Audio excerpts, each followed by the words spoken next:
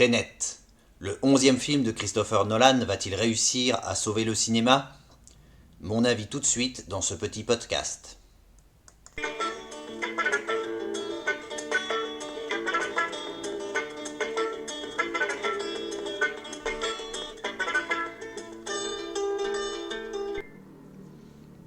Eh bien bonjour, le moins qu'on puisse dire, c'est que le film Tenet était vraiment attendu, sinon comme le Messie, disons au moins comme une bouffée d'oxygène pour les salles de cinéma en faillite, et à juste titre, puisque ce sera un des seuls blockbusters de l'année.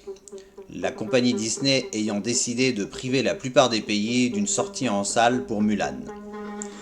Cette décision compréhensible, mais un petit peu égoïste, fait donc reposer tout le poids de la relance économique du secteur sur les épaules bien fragiles de Warner Bros. Et Christopher Nolan, qui misent tout sur le succès de leur film.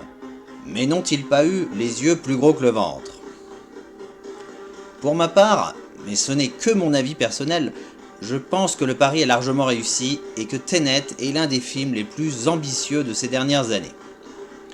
En premier lieu, la photo et les images sont magnifiques, du niveau de Blade Runner 2049 par exemple, mais là où tout est faux et en images de synthèse dans les films récents, ici, tout semble réel, concret, et les effets spéciaux sont véritablement invisibles. Ensuite, le film est articulé et réalisé autour de scènes d'action très spectaculaires et beaucoup mieux chorégraphiées et capturées que dans les précédents films de Nolan. Bien sûr, les transitions et les dialogues sont trop courts et tout va trop vite, mais c'est bien là le thème du film. Le temps nous pousse en avant, mais nous ne voyons que les actions qui impactent vraiment notre vie, et tout le reste nous est caché. Nos origines et parfois nos motivations, nos sentiments d'amitié et même d'amour. Nous sommes immergés dans le film comme le protagoniste, sans savoir pourquoi, et nous ne pouvons que ressentir le flux du temps, sans pouvoir l'analyser.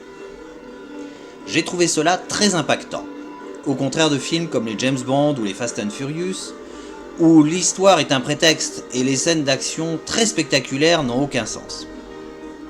Ici, l'action est l'histoire, et vous pouvez saisir les implications et les émotions hors champ en la contemplant, en vous en imprégnant.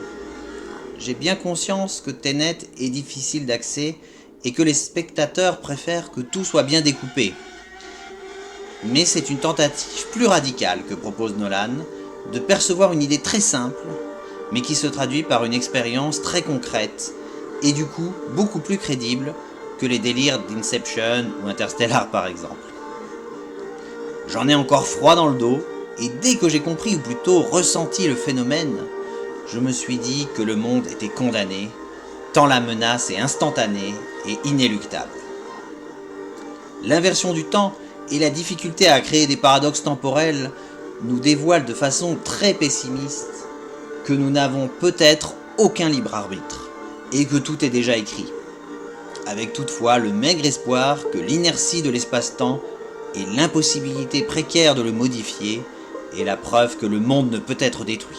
Du moins pas de cette manière, car nous l'avons suffisamment abîmé pour nos descendants apparemment.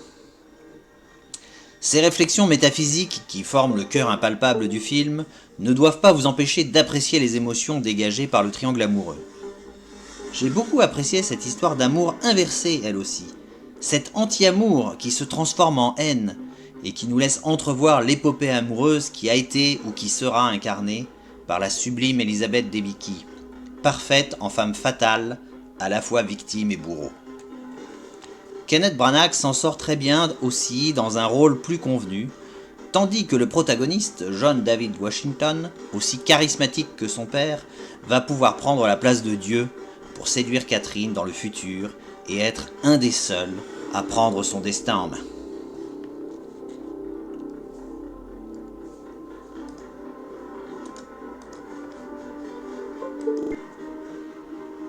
Au final, et sans vous en dire plus, je vous encourage à voir Tenet pour vous faire votre propre avis, et n'hésitez pas à me dire ce que vous en avez pensé.